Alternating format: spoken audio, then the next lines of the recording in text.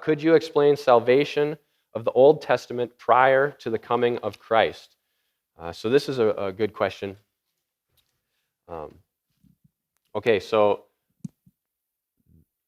this is going to be a longer topic with many questions involved. In the Old Testament, we didn't have Jesus yet.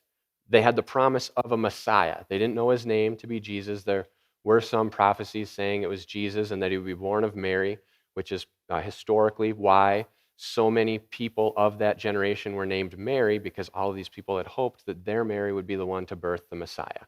Now, when the Old Testament happened, so they had this promise.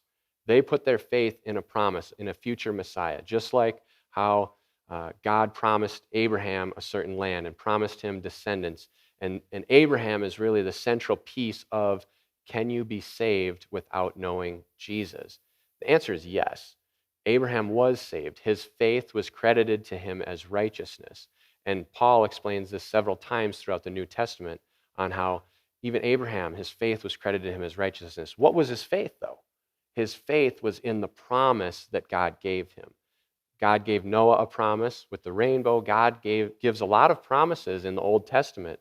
And if these people had faith in God and in his promises, they were accounted to be righteous. They believed in God, they followed his commands, they did what he said to do, and they were saved through their faith, and it was, like I said, credited to them as righteousness. Now, a lot